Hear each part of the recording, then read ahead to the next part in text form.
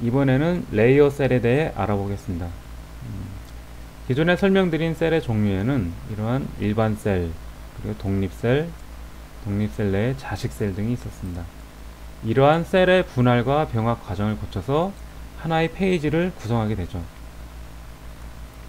이러한 셀은 테이블의 어떤 그물망 특성으로 인해서 해당 셀은 인접한 셀의 넓이 및 높이에 연관이 되어 있습니다. 즉 하나의 셀의 넓이나 높이가 변하면은 그와 인접한 셀의 넓이나 높이도 변하게 되는 거죠.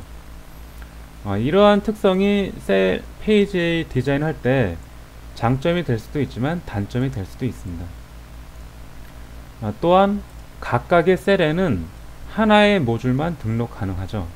즉 현재 이 셀에는 배너 모듈이 등록되어 있습니다. 이렇게 모듈이 등록된 상태에서는 추가적으로 모듈을 등록할 수는 없습니다.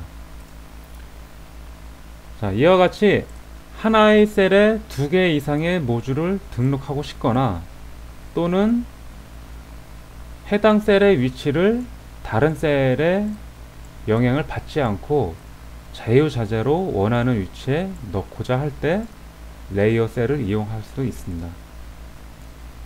자, 레이어 셀의 추가는 쉽게 기존 셀의 메뉴 중에 이 레이어 추가라는 메뉴를 클릭해서 등록할 수가 있습니다. 추가를 하면은 기존의 어떤 셀 속성과 같은 화면이 나오는데요. 그냥 이 상태로 확인을 해 보겠습니다. 그럼 이와 같이 회색 테두리에 어떤 박스가 생겼죠. 이것이 레이어 셀입니다. 자, 마우스를 대면은 이동할 수 있다는 표시가 나옵니다. 클릭 후 원하는 위치로 해당 셀을 이동할 수가 있는 거죠. 그리고 우측 하단에 크기 조절 버튼을 클릭한 후에 마찬가지로 원하는 높이 및 넓이를 지정할 수가 있습니다.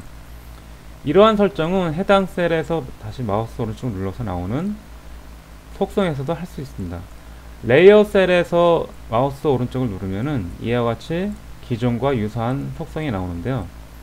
다른 건 다 똑같고 이 위치 정보가 현재는 일반 셀에 2에 2라고 나와 있죠. 이것은 해당 레이어 셀의 위치가 기존 어느 셀에 어느 위치에서 등록된 셀이냐는 것을 표시하는 것 뿐입니다. 그리고 하단에는 해당 레이어의 속성 또는 레이어를 삭제할지 추가할지 또는 해당 레이어의 모듈을 등록할지 하는 메뉴가 나옵니다.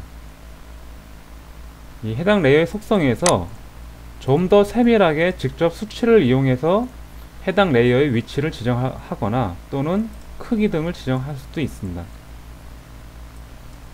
자, 여기서는 해당 레이어에 추가적으로 모듈을 등록을 해보죠.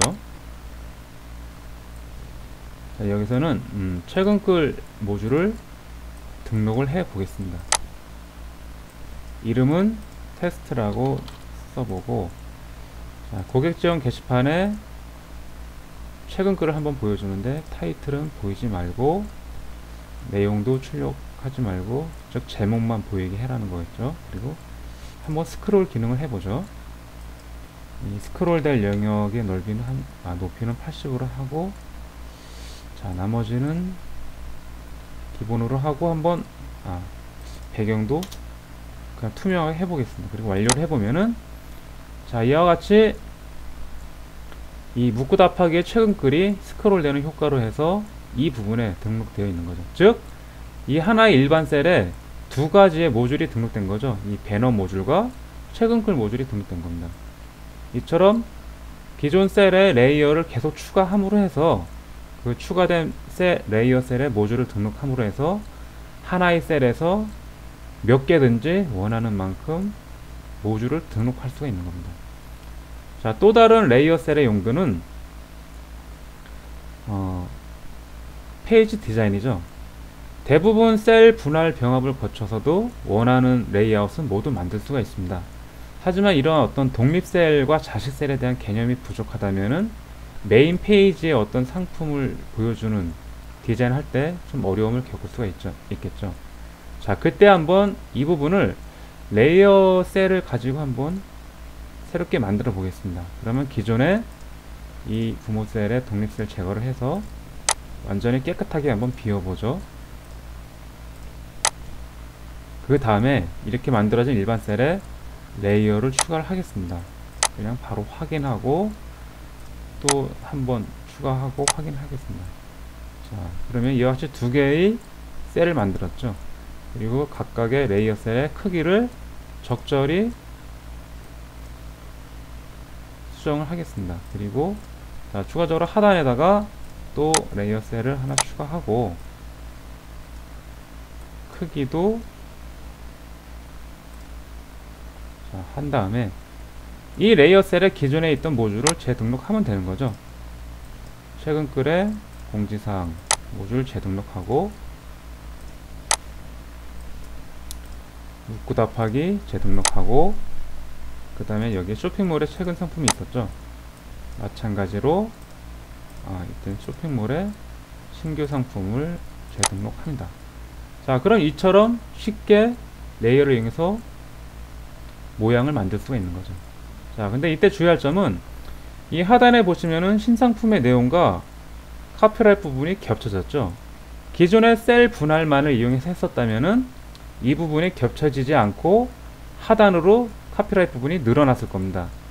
하지만 레이어라는 것은 기존 셀과 전혀 연관이 없기 때문에 이와 같이 잘못 표현될 수도 있습니다. 이때는 이 기존 일반 셀의 높이를 자동이 아닌 특정 사이즈로 지정을 했어야겠죠. 그럼 이렇게 나오는 거죠.